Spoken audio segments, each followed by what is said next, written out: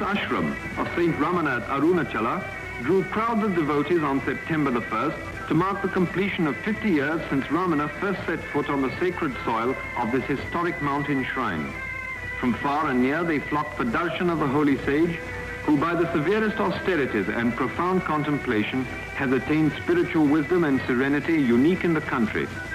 Thousands draw comfort from his mere presence, for he neither preaches nor blames, setting at ease all who come to him by the essential goodness he radiates to all around. A good man in a troubled world.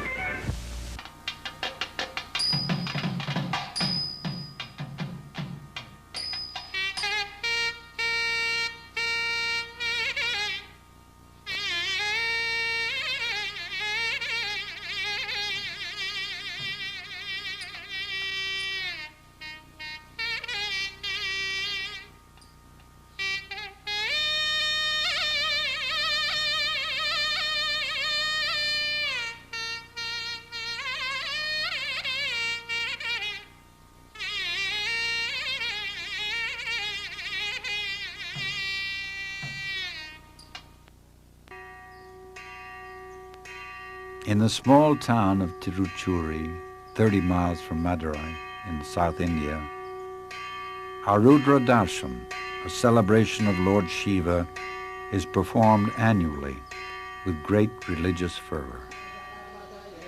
On December 29, 1879, devotees had taken the Shiva Nataraja image out from the famed Bhuminatha temple and were parading the deity in the streets of Tiruchuri.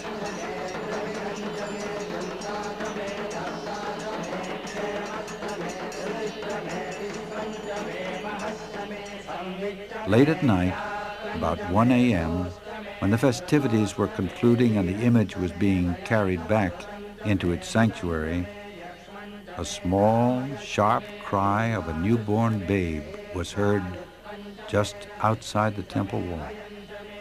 The boy, Venkataraman, later to be acclaimed by the world as Bhagavan Sri Ramana Maharshi, was born.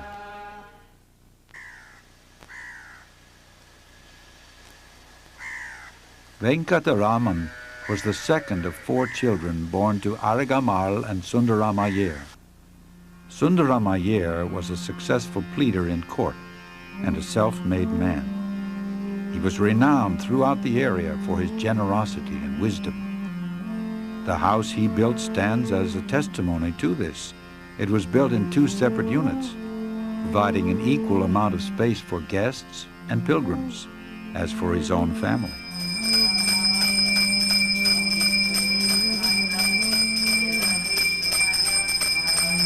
Today, this house is maintained as a shrine where daily worship is performed and pilgrims often visit.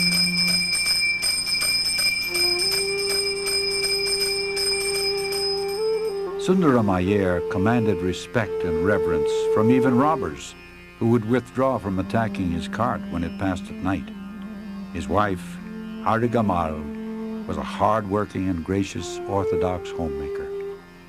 Her innate spirituality later became known as it blossomed under the direct guidance of her son in the evening of her life.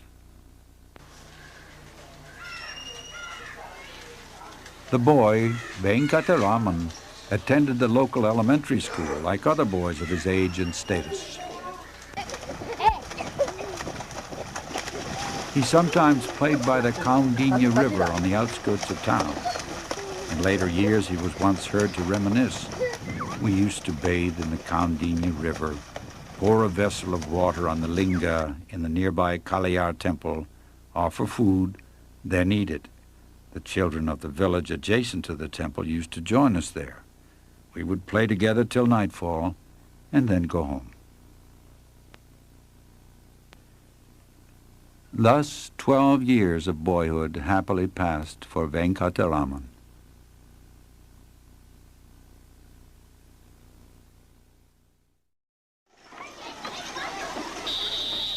In 1891, he was sent for higher schooling to relatives in Dindigul, where he attended Dindigul Municipal High School. This larger town is about 70 miles north of Tiruchur. He was living in this house for less than 1 year when the ominous news of his father's serious illness reached him. He immediately returned home, and within a few days, on February 18th, 1892, his father died. With no man to lead the household or adequate income to maintain it, Venkataraman's family was divided among relatives. He and his older brother went to live with their paternal uncle, Subba Iyer, in Madurai. Arigamal, her daughter and youngest son, went to stay with other relatives in a nearby town.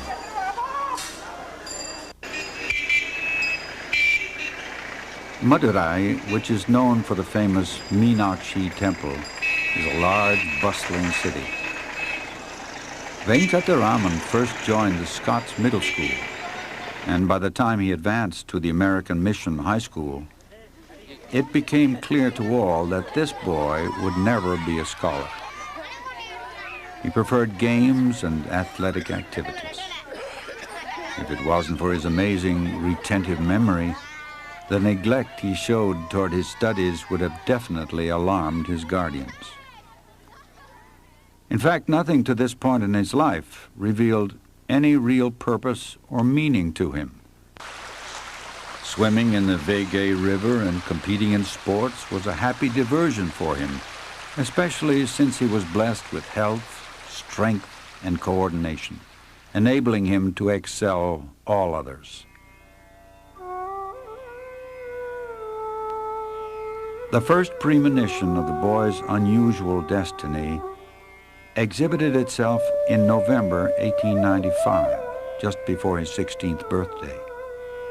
One day, when meeting an elderly relative and asking him where he was coming from, Venkataraman was astonished to hear him reply, "From Arunachala." He knew of Arunachala as being a very sacred place, but it never occurred to him one could actually go there. The second premonition came soon after. His uncle had borrowed a book of the 63 Tamil saints titled Periyapuranam. Venkataraman picked it up and, as he read it, was overwhelmed with ecstatic wonder that such faith, such love, such divine fervor was possible, that there had been such beauty in life. The tales of renunciation leading to divine union inspired him with awe and emulation. The climax came only a few months later. Venkataraman was in the upstairs room of his uncle's house when the great change in his life took place. In fact, it was quite sudden. A violent fear of death overcame him. In spite of good health and without crying out for help, he just felt, "I'm going to die." This shock drove him inward, and he was totally absorbed in the vital questions demanding to be answered.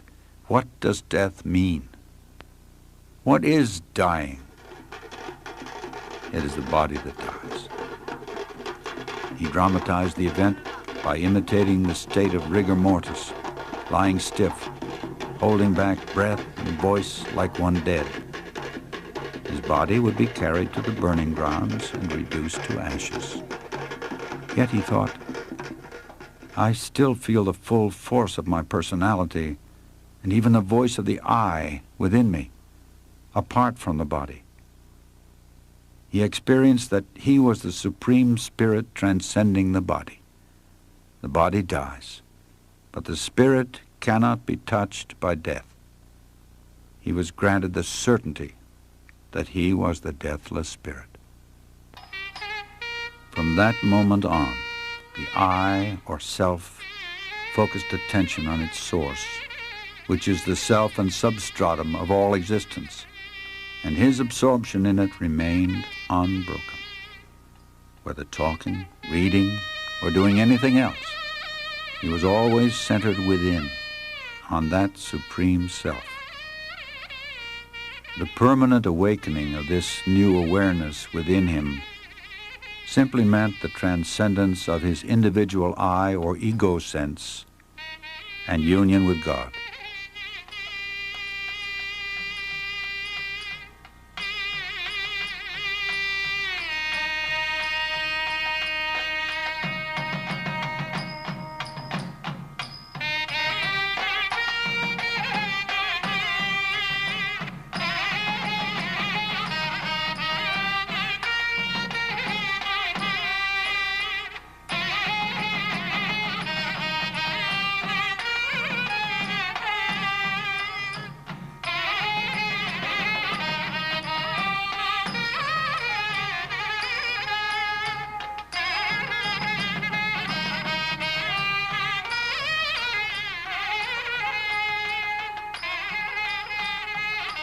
With this new experience came a dramatic change in his life and interest. He no longer enjoyed playing games with his friends. He was indifferent to the food he ate, and in his studies, already suffering from neglect, he lost all interest. His preoccupation with the flood of divine awareness awakened in him was all but total. If there was anything at all that attracted him, it was the nearby Meenakshi temple. He would now go there every evening and stand for a long time alone, motionless before the images of Shiva or Meenakshi or Nataraja and the 63 saints. As he stood there, waves of emotion would overwhelm him. The crisis came on August 29th, 1896, some 2 months after the awakening. Venkataraman was attempting to write out an English grammar lesson, and the futility of the exercise struck him so forcibly that he pushed the papers away, sat cross-legged, and abandoned himself to meditation. His elder brother, sitting nearby and observing this, rebuked him, saying, "What use is all this to such a one?" Recently, he had often scolded him because of his indifference to responsibilities, and pointed out that if he insisted on acting like a renunciate or sadhu, what is the use of staying here and playing the role of a student? This time, Venkataraman recognized the truth of his words, and the moment the thought came as to where to go, Arunachala leaped into his consciousness. Shortly after, he rose and told his brother he had to attend a special class on electricity. Unconsciously providing the funds for the journey, his brother replied, "Then take 5 rupees from the box downstairs and pay my college fees on the way." Proceeding downstairs, his aunt served him a meal, which he ate hastily. He was given the 5 rupees, and then he quickly glanced through an outdated map to locate the nearest train station to Tiruvannamalai. He saw it was Tindavanam, although a railway line had recently been constructed to Tiruvannamalai, where the Arunachala mountain is located.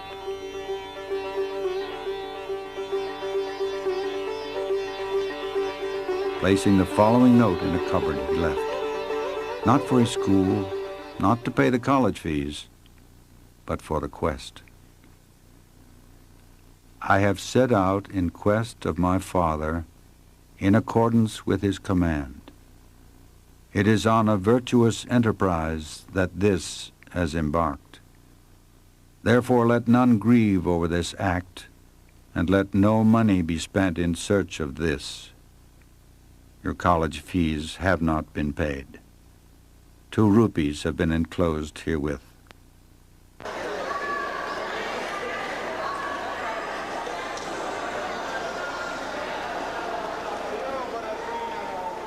Reaching the train station, looking up the table of fares, he quickly located Tindavanam. Had he looked closer, he would have seen the town Tiruvannamalai, but he was all ready for the noon departure. Purchasing his ticket and rushing to the platform, he was relieved to find the train had not even come into the station.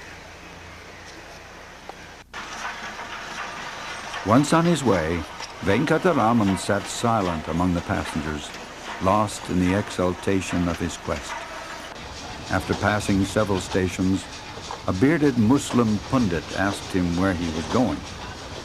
A discussion ensued which resulted in his realizing he could change trains at Villapuram Junction and board another for Tiruvannamalai itself.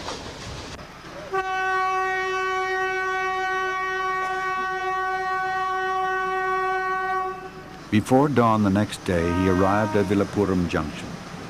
When morning broke, he walked into town and looked for road signs for Tiruvannamalai, as he now thought of walking the distance. Unable to find his way and feeling tired and hungry, he sat near a restaurant waiting for it to open. After eating, he returned to the railway station and bought a ticket to Mambalapattu, which was as far as his remaining day would take him.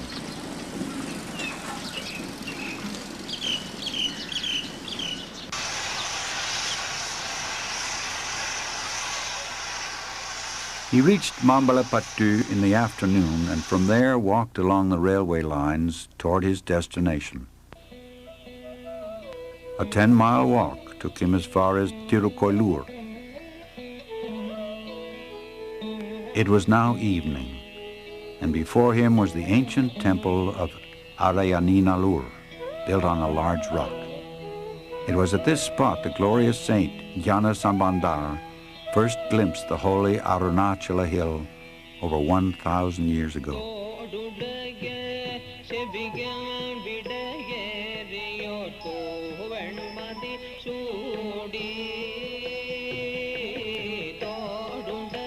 Soon after Venkataraman reached the temple, a priest opened the doors to perform the evening worship. The boy entered, sat in a pillared hall, and immediately beheld a brilliant light pervading the whole temple.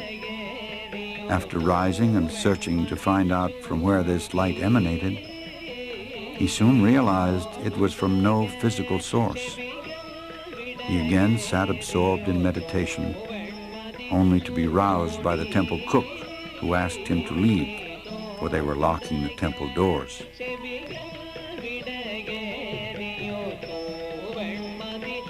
Being hungry and tired, Venkataraman asked for food and permission to stay. He was refused both requests and was given the suggestion to follow them to the Kirur temple across the river, where he may be given food after the worship there. Reaching the temple, he again sat and was plunged into deep absorption.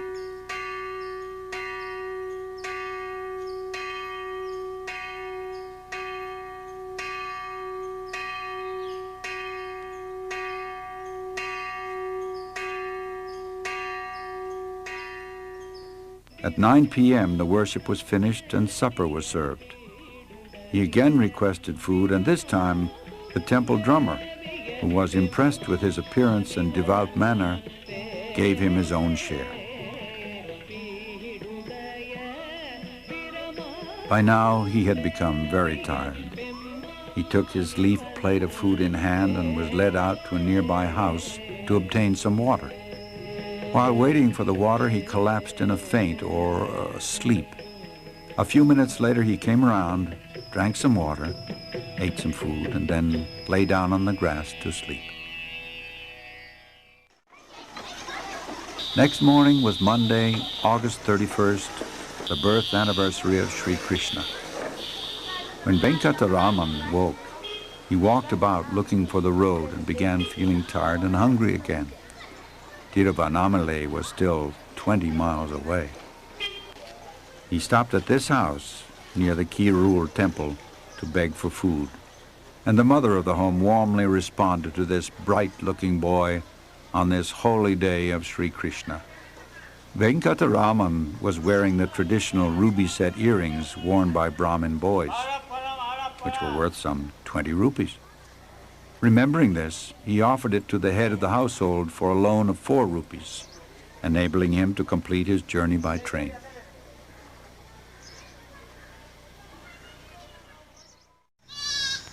The transaction completed and addresses exchanged so he could later reclaim his property, the pilgrim departed for the train station.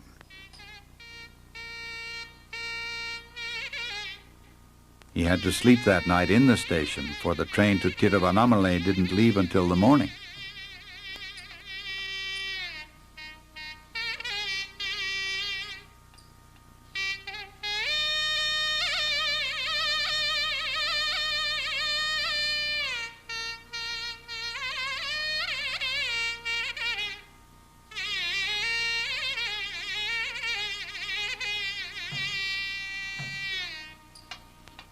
In the morning on September 1st, 1896, 3 days after leaving home, he finally reached his destination.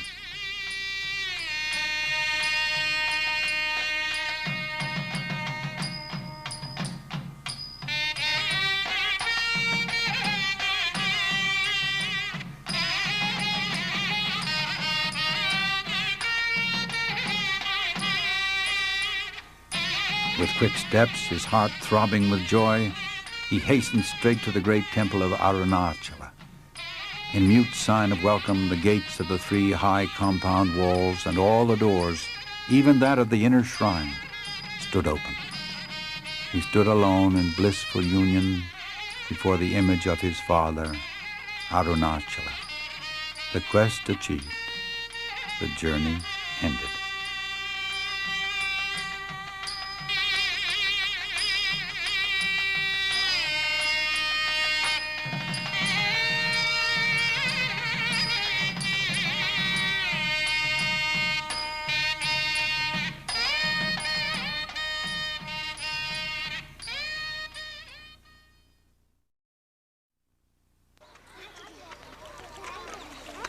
Leaving the temple, Venkataraman wandered out into the town.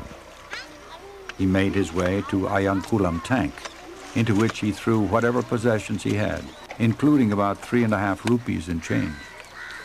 That was the last time he ever touched money. Removing his lower garment, he tore off a strip to use as a loincloth and cast the remainder into the tank. Someone, noticing the lad's apparent mood of renunciation, amusingly suggested to him to have the barber remove his hair also. He agreed. Returning to the temple, and just before entering the main gate, a short, hard shower of rain burst down on him. This rain bath, he thought, was sufficient compliance to the scriptural injunction of bathing before taking up the life of an ascetic.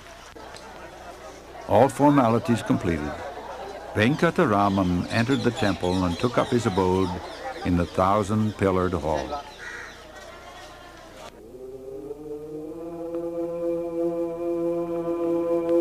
He sat, giving himself up to total absorption in the bliss of being. Day by day, day and night, he sat unmoving.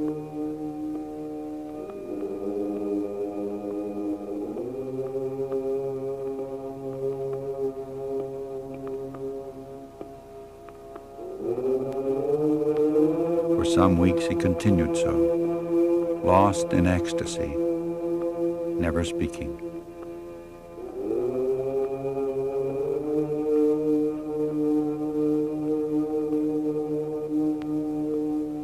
A saint known as Seshadri Swami, who had arrived in Tiruvannamalai a few years earlier, began looking after the Ramana Swami, as Venkataraman was now called. Schoolboys, seeing another boy about their own age, sitting mute, half human-like, began making mischief by throwing stones at him, among other things. Seshadri Swami's attempts to keep them off were not very successful. So Brahmana Swami sought refuge in the Patala Lingam, an underground cellar shrine in the 1,000-pillared hall.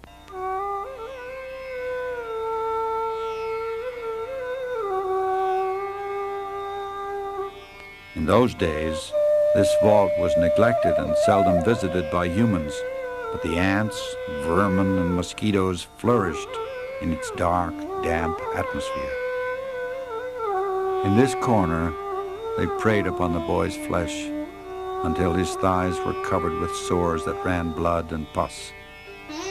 To the end of his life, the marks remained. The few weeks he spent there was a descent into hell. and yet absorbed in the bliss of being, he was unmoved by the torment. It was unreal to him. One day a pious man, seeing boys throwing stones into that cellar, became indignant and chased them away. Entering the vault, he was horrified to discover the ill-kept youth who sat unaware of his surroundings.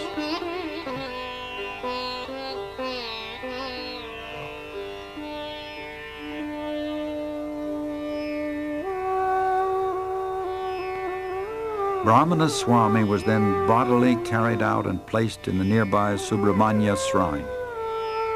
One Mona Swami began looking after him. Sometimes nourishment had to be put into his mouth, as he paid no attention when it was offered him. For some weeks he did not even trouble to tie his loincloth.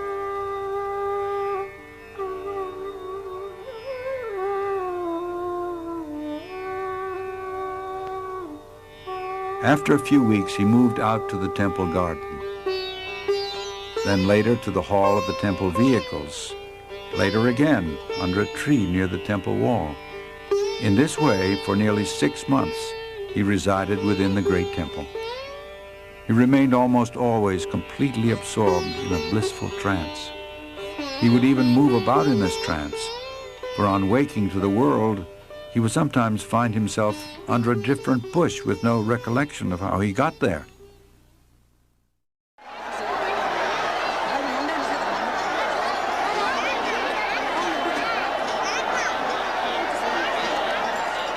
The festival of Kartikeya, falling in November or December, would lure thousands of pilgrims to Arunachala annually.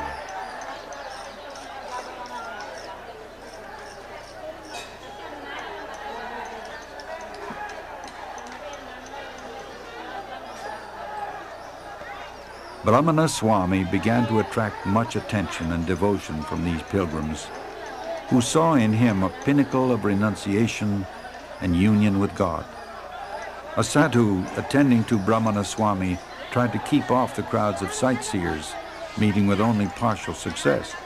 Some time passed with no relief from the onlookers, so another suggested the Swami would be less disturbed if he left the temple and moved to Gurumurtam, a shrine on the outskirts of town.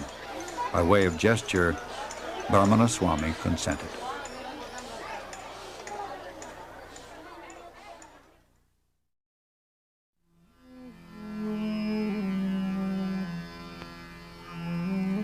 In February of 1897, about 6 months after his arrival in Tiruvannamalai, he left the Arunachala temple for Gurumurtam. There was no change in his mode of life. He would sit in this shrine, his mind and senses merged in the divine. He would eat only 1 cupful of food daily and never speak. Others thought he was observing a vow of silence, but it was not so. He simply had no desire to speak or attend to the needs of his body. His hair grew long and matted. His body was crusted with dirt, and because of lack of nourishment, he had difficulty raising himself when he needed to go out. It was here that a sincere devotee, Ramana Swami, attached himself to the young sage. He consecrated the rest of his life to his service, remaining his attendant for 21 years.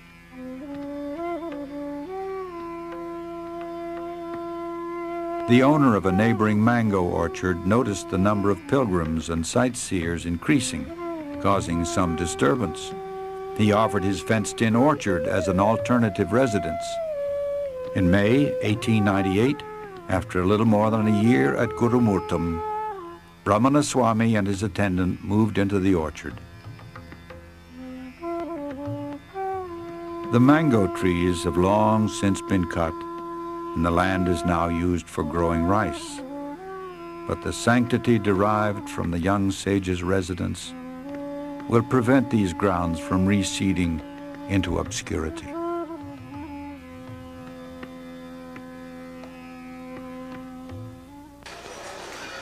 About the time Venkataraman moved to the orchard, his uncle in Madurai died. It was at his funeral that the bereaved family received news that their runaway boy was now a revered Swami in Tiruvannamalai. Arigamal anxiously sent her late husband's other brother, Nelliyappa Iyer, to bring the boy back. After arriving in Tiruvannamalai with a friend, Nelliyappa Iyer was deeply moved to see his nephew in such an exalted state, but distressed at his physical condition. He pleaded with the boy to return to his family.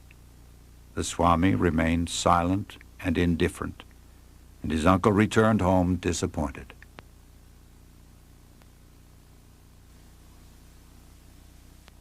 Six months quietly passed in the mango orchard.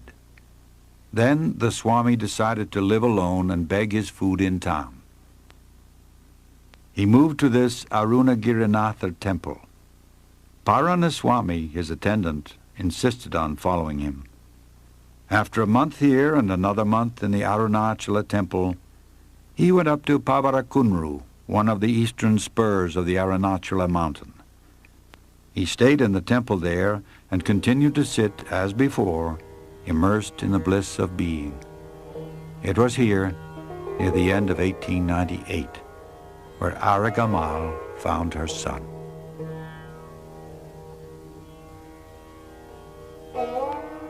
The mother walked up the stairs to her son's abode, and she immediately recognized him, despite his wasted body and matted hair. Day after day she beseeched him, entreated, begged, and even reproached him for not returning home. The boy sat unmoved. In final desperation, she burst into uncontrollable tears.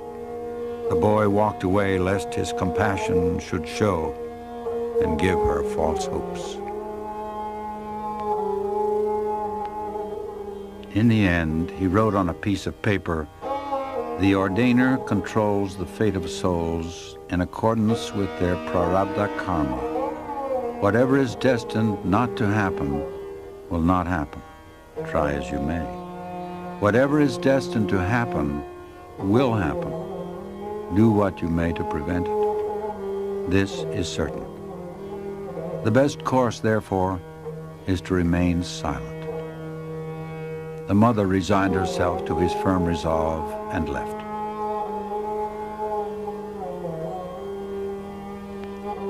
Shortly after the mother left, the Swami moved up on the hill just above the great temple. As varying circumstances dictated, he moved from cave to cave on this slope until 1922, although his primary residence till 1916 was the Virupaksha cave.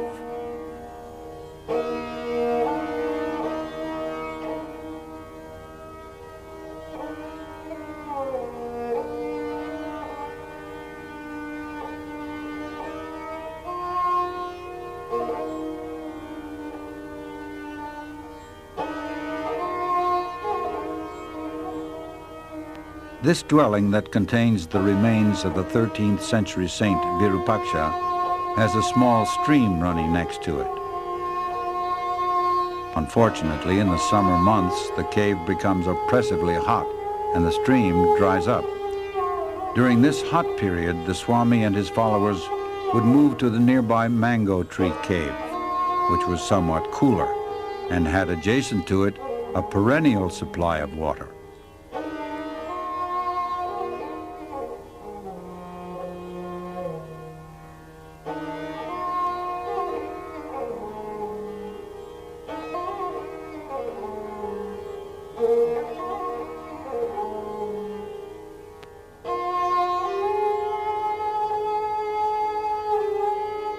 In 1900, soon after his move onto the hill, the first portrait photo of the young Swami was taken.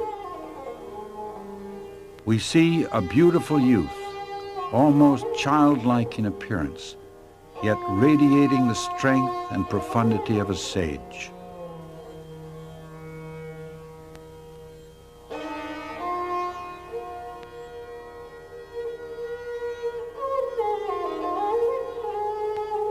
During the early years on the hill, The Swami continued to maintain silence.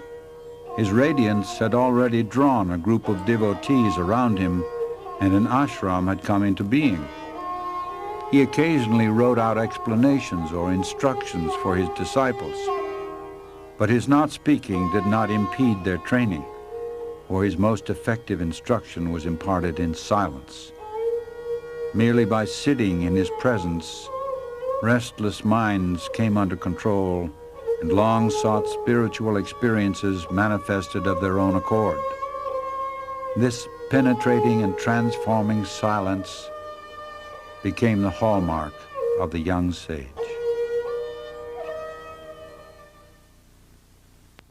The first Western visitor, F.H. Humphreys, an English police officer, described its effect in a letter to a friend in England. On reaching the cave, we sat before him at his feet and said nothing. We sat thus for a long time, and I felt lifted out of myself. For half an hour I looked into the Maharshi's eyes, which never changed their expression of deep contemplation. I could feel only that his body was not the man.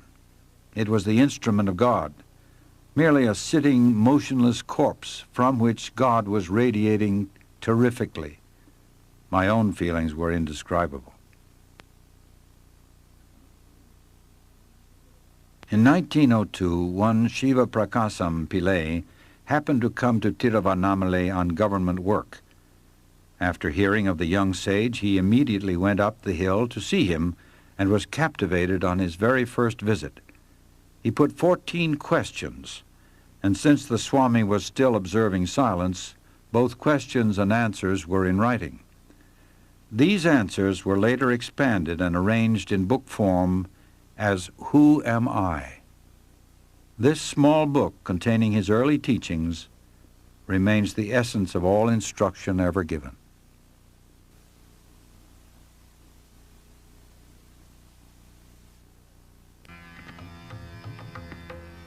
Altogether outstanding among the early devotees of the Swami was the great scholar and ascetic popularly known as Ganapati Muni. He was a man of towering ability, a child prodigy in Sanskrit, a phenomenal memory, a man of intense sincerity, natural humility, and devotion. His very presence evoked awe and respect. In 1903, as a young man of 25, he moved to Tiruvannamalai, thinking it a good place to perform austerities. By the year 1907, doubts began to assail him. And one hot afternoon, with great agitation, he ran up the hill to the Swami, fell at his feet, and with a voice quivering with emotion said, "All that has to be read I have read. Even Vedanta Shastra I have fully understood. I have performed japa to my heart's content, yet I have not up to this time understood what tapas is. Therefore I have sought refuge at your feet. Pray enlighten me as to the nature of tapas." The Swami turned his silent gaze upon him for some 15 minutes, and then replied, "If one watches whence the notion I arises, the mind is absorbed into that. That is tapas. When a mantra is repeated, if one watches the source from which the mantra's sound is produced, the mind is absorbed in that. That is tapas."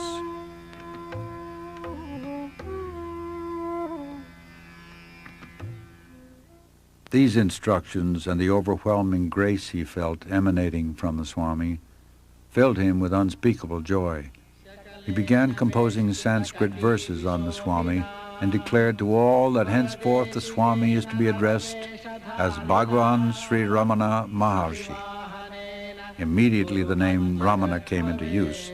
So also did the title Maharshi, which means great seer. But gradually the epithet Bhagwan began to prevail among his devotees. It simply means divine.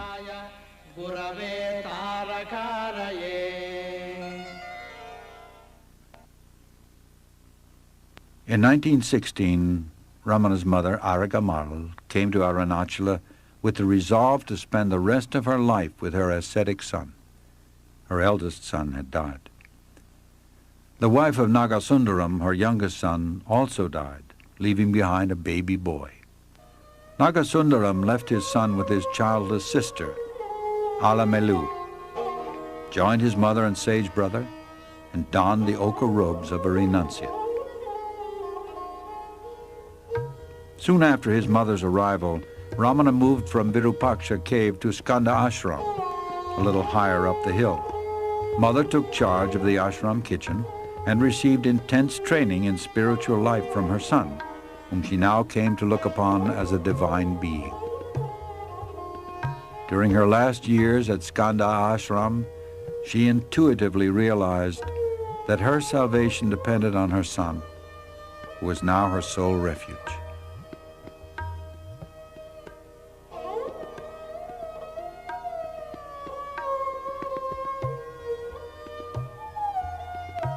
She refused to leave his company even for a day, fearing she might die away from him. She told him, "It doesn't matter if you throw my dead body in the thorny bushes, but I must die in your arms." And in his arms she was on that fateful day of May 19th, 1922. And by his special touch, she attained the final state of absorption in the heart before she breathed her last.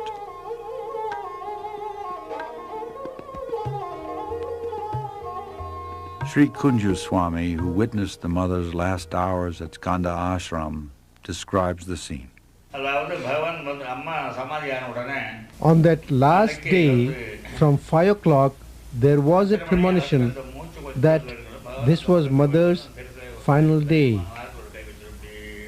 Bhagavan sat by her side and put one hand on her chest and the other on her head.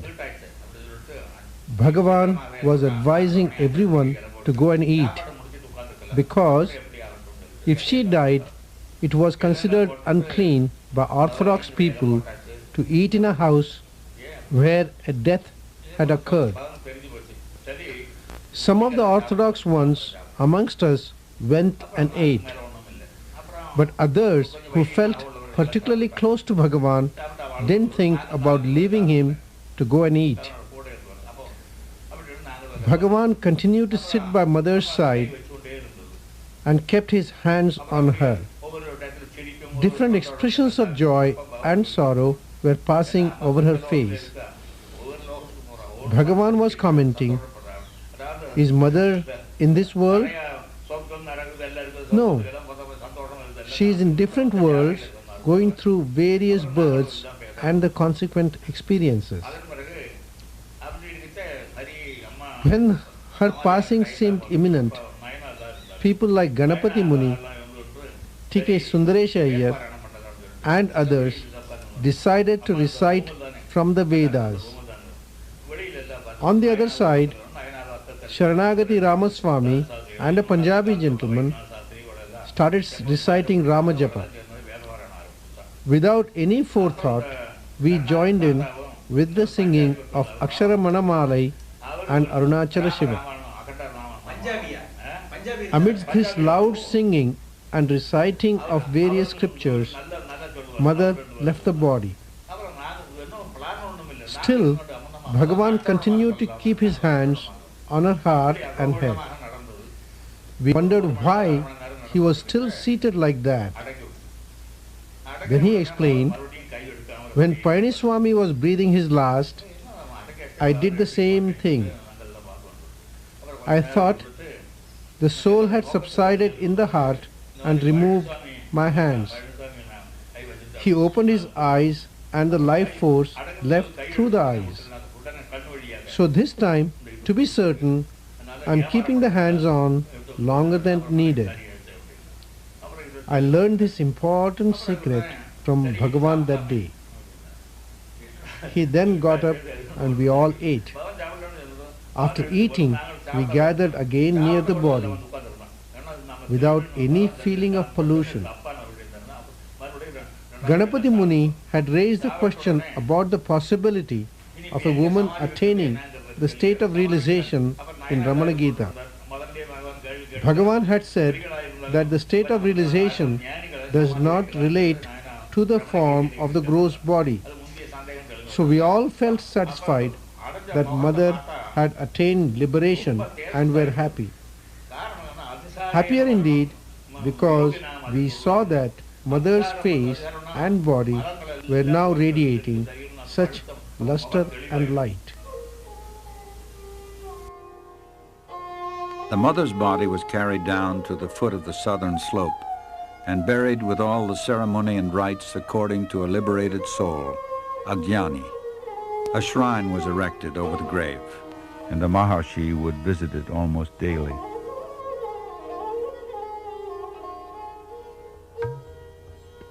His brother took up residence there, and on one occasion a few months later, the Maharshi came down and settled there too.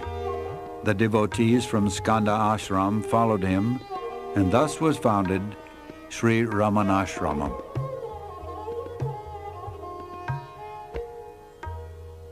At first there was only a thatched hut built over the mother's grave.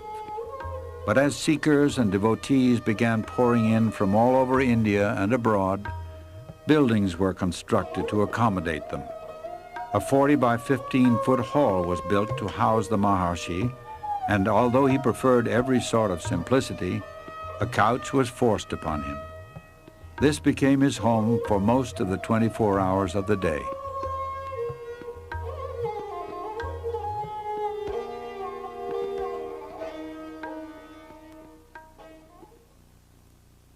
He adhered to a punctual routine, which included going out for a stroll twice a day.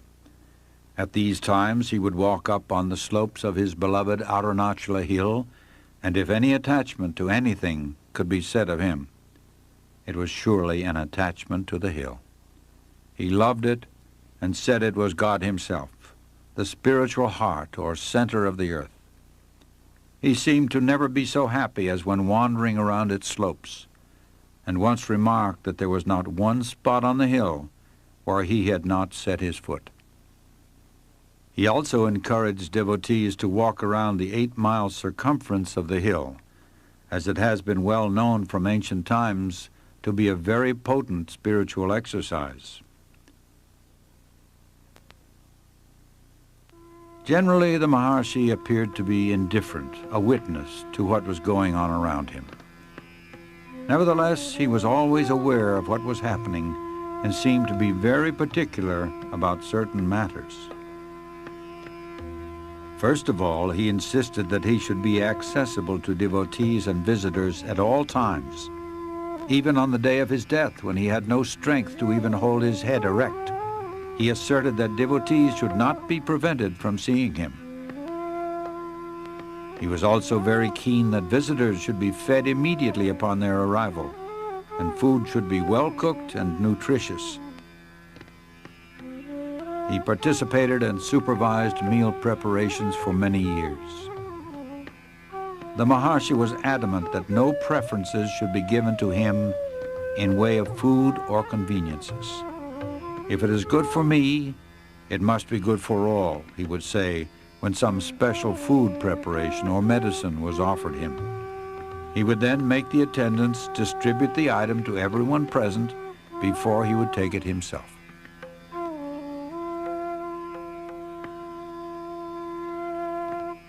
In his company, one would notice a total absence of distinction between men and women of different castes and creeds, of different races and religions, between a prince and a peasant, an ascetic and a householder. His equality extended far beyond human beings and embraced even plants and animals.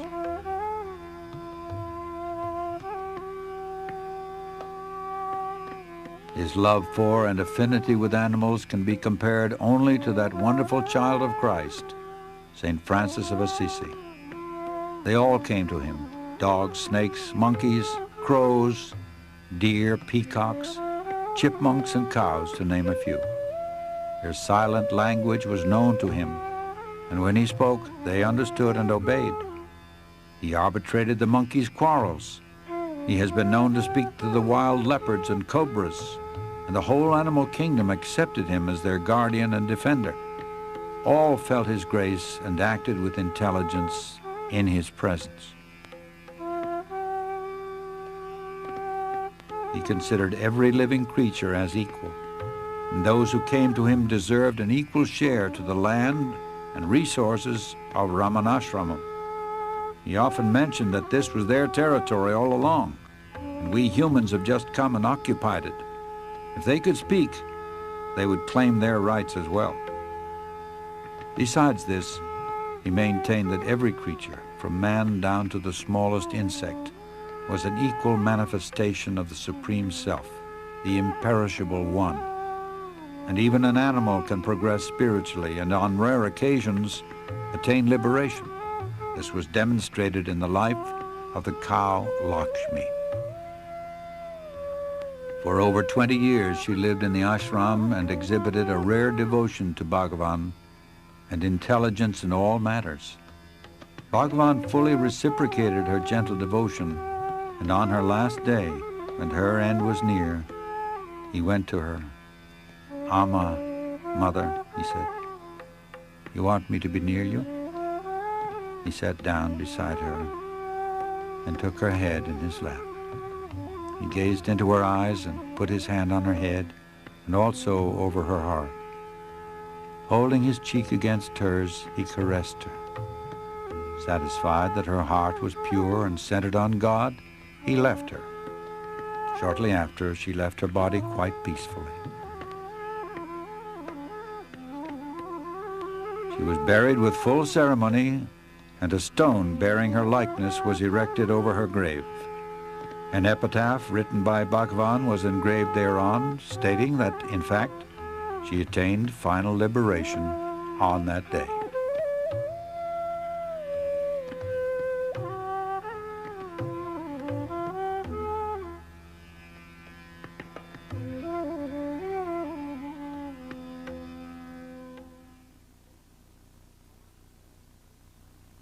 The Maharshi was always very tidy and clean. He was invariably punctual, and his frugality was flawless. Nothing ever went to waste. He was often seen bending over to retrieve a lone grain of rice and return it to its proper place. Whatever work he performed, he did with full concentration, with greater speed and perfection than anyone could match. And all the attention lavished on him didn't affect him. He never wanted anything from anyone. He was fully satisfied with the pristine fullness of the Supreme Self. As for human attributes, his personality and character bordered perfection. But his most outstanding feature was not human. It was divine. It was that divine, transforming quality of his presence that attracted thousands to him from all corners of the world. His very presence, his silence, quelled the agony of many hearts and transported mature souls to the realm of spiritual fulfillment, self-realization.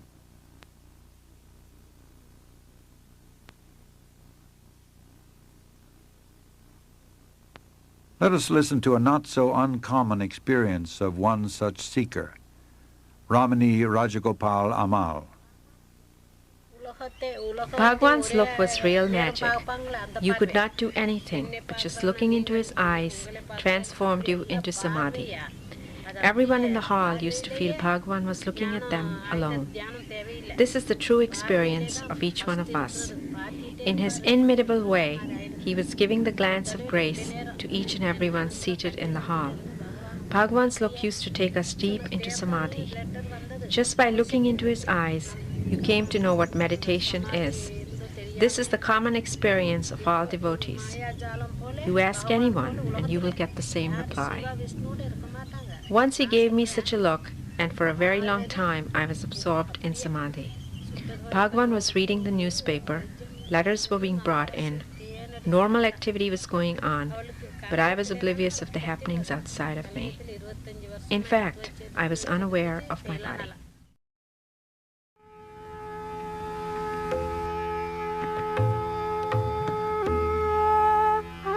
The sincere seekers flocked to him, and the intensity of their sincerity was reciprocated in full in an unseen manner, known only to the seeker.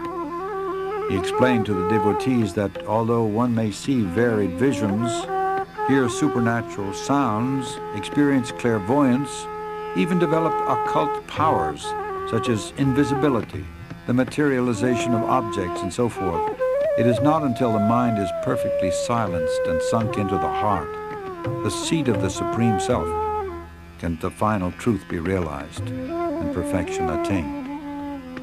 With or without visions, his guidance would take them beyond the limitations of body and mind and awaken the pure awareness of the self in the heart.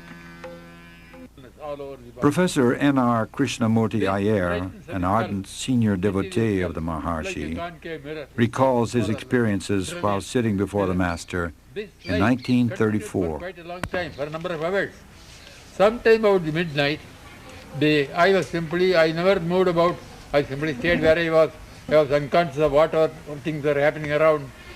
The light, just you see light from a concave mirror being focused, a parallel beam. When you project on a concave mirror, it is focused on a point, focal point. That focal point was the heart. At that focal point, all that light was drained. The heart was open. The Kundalini Shakti was completely sucked into that heart. That was seat of Arunachala, Ramana. And there, when the opening, usually heart is closed. The heart open, I never knew any of these things. I have never read any theory. These are all practical experiences. When throughout the night, immediately, there gushed forth a flood of nectar from the heart. It drenched every pore of my skin. It drenched my whole physical system. It poured out, went on coming out in great floods. The whole universe was filled. The fun of it was, my awareness was not in the body. My awareness was over the whole of the space, filled by that nectar. The whole universe was nectar. Nectar, I call it ether. You may give it a name, something very subtle, but alert with awareness at every point. And that all the bodies there, living and non-living, were simply like flakes, snowflakes, floating in that ocean of nectar. If you ask me what is my body was the whole universe of nectar.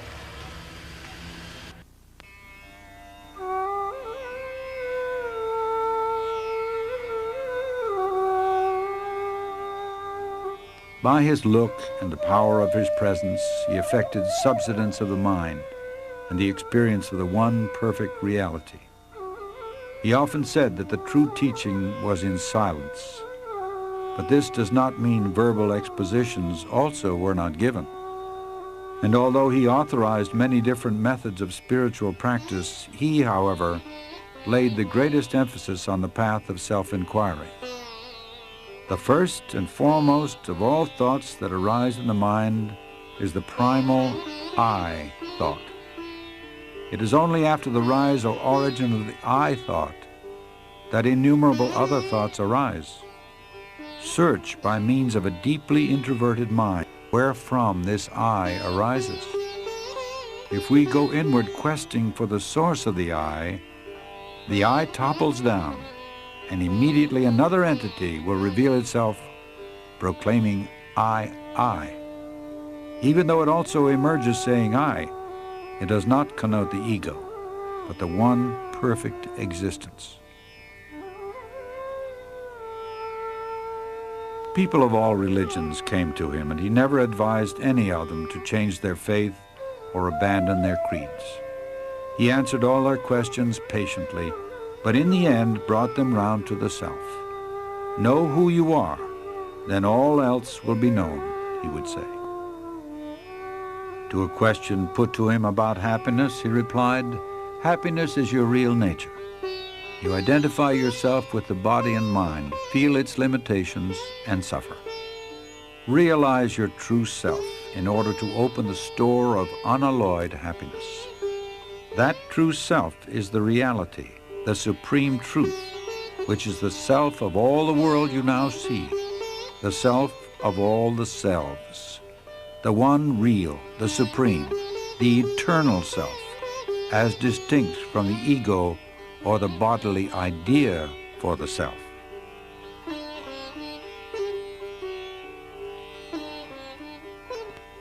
He never advised anyone to renounce their families or move to the forest.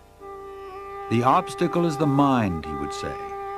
It must be got over whether at home or in the forest. And why should your occupation or duties in life interfere with your spiritual effort? By giving up activities is meant giving up attachment to activities or fruits thereof, giving up the notion, I am the doer. The practice of his teaching doesn't require outward rituals or ceremony. It takes one straight to the source of one's own being, which is the source from whence all religions spring and must ultimately resolve. It can be practiced by men and women of all walks of life, regardless of their environment.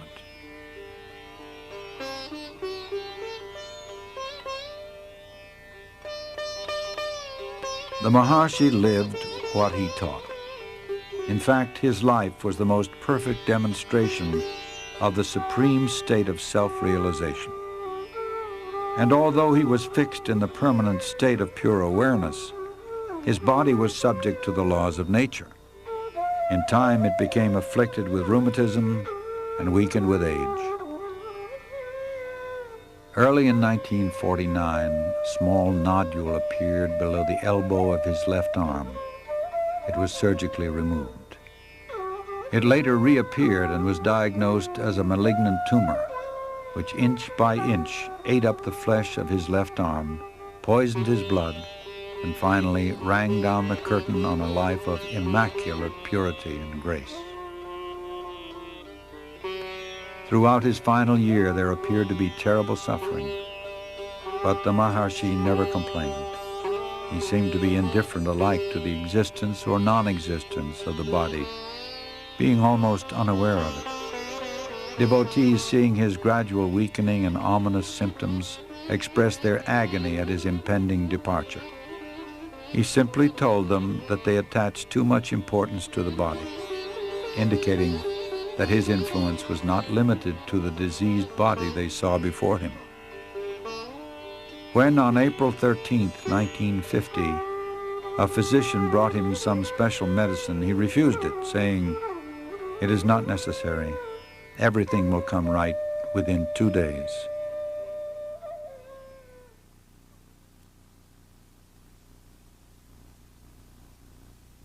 The next day, a long crowd filed past the open doorway. The disease-racked body they saw there was shrunken, the ribs protruding, the skin blackened. It was a pitiable vestige of pain. And yet, at some time during these last days, each received a direct, luminous, penetrating look of recognition, which was felt as a parting infusion of grace. They say that I am dying, but I am not going away. Where could I go? I am here. He repeated this several times, implying clearly that the end of his body would not interrupt the grace and guidance. And that evening, moments before the end came, unexpectedly, a group of devotees sitting outside the hall began singing Arunachala Shiva. On hearing it, Sri Bhagavan's eyes opened and shone. He gave a brief smile of indescribable tenderness. From the outer edges of his eyes, tears of bliss rolled down. One more deep breath, and no more. There was no struggle, no spasm, no other sign of death, only that the next breath did not come. At that very moment, an enormous star trailed slowly across the sky and disappeared behind the holy Arunachala hill. Many saw it, even as far away as Madras, and felt what it portended. It was exactly 8:47 p.m. April 14, 1950. Next day, a pit was dug and the body interred with divine honors. The crowd, packed tight, looked on in silent grief. A lingam of polished black stone, the symbol of Shiva, was consecrated over his tomb. The crowd dispersed.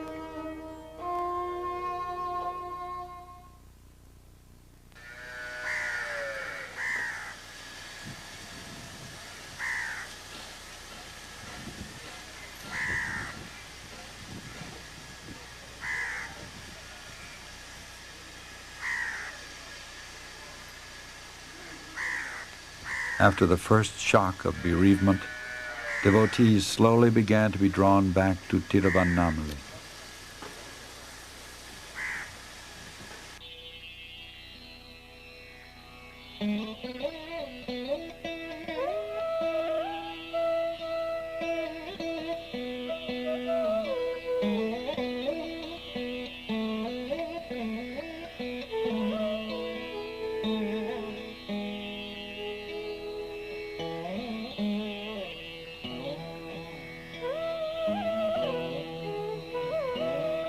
They say that I am dying, but I am not going away.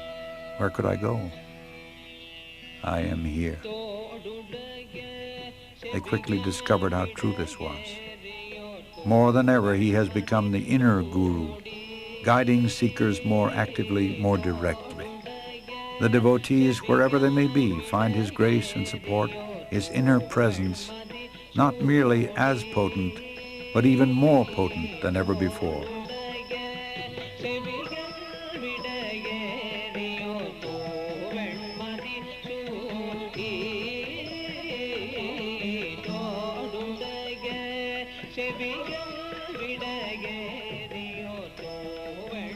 And since the disappearance of his bodily form, his name and fame have been growing day by day. Now, in greater numbers, thousands flock to his tomb and feel the powerful influence of his presence. Houses and cottages have sprung up in and around his ashram.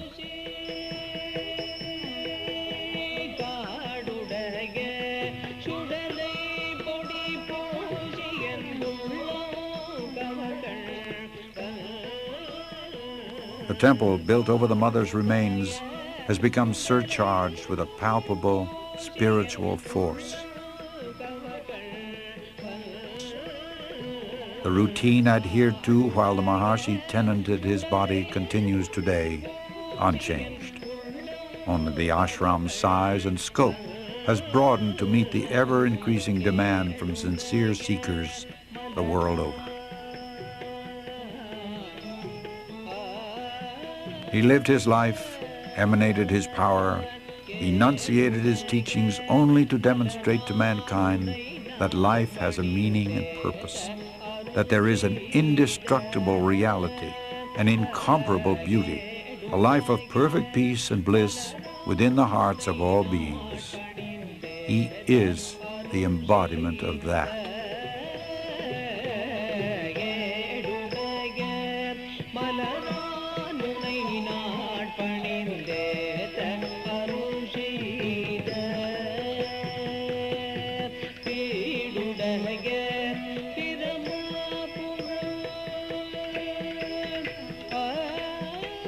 A visit to Sri Ramanashramam intimately binds one to the divine presence of Bhagavan Sri Ramana Maharshi.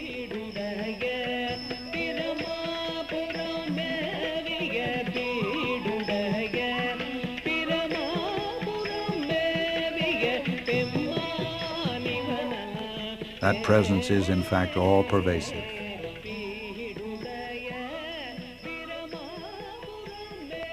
It is here and now. It is the self of all.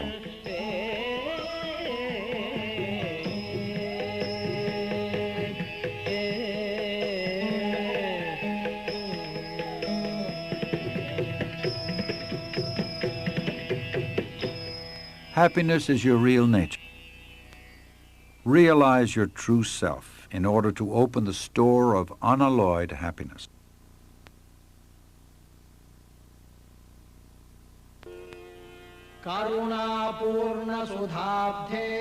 Ocean of nectar full of grace, engulfing the universe in thy splendor, O Arunachala, the Supreme itself, be thou the sun and open the lotus of my heart in bliss.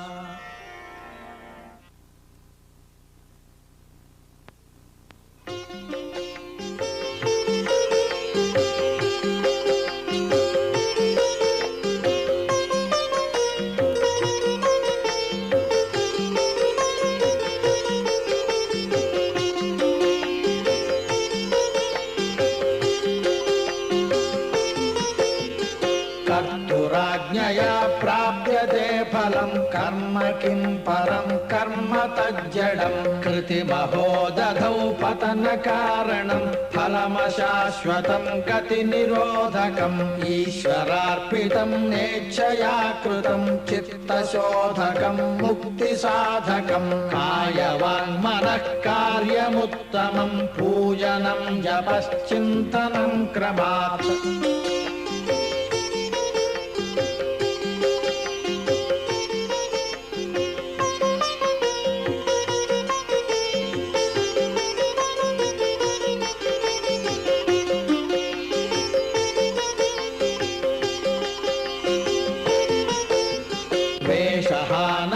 स्वात्मदर्शनम् ईशदर्शनं स्वात्मरूपतः आत्मसंस्थितिः स्वात्मदर्शनम् आत्मनिर्भयादात्मनिष्ठता ज्ञानवर्जिता ज्ञानहीनचित् ज्ञानमस्ति किं ज्ञातुमन्तरम् किं स्वरूपमित्यात्मदर्शने अव्यया भवा पूर्णचित्सुखम्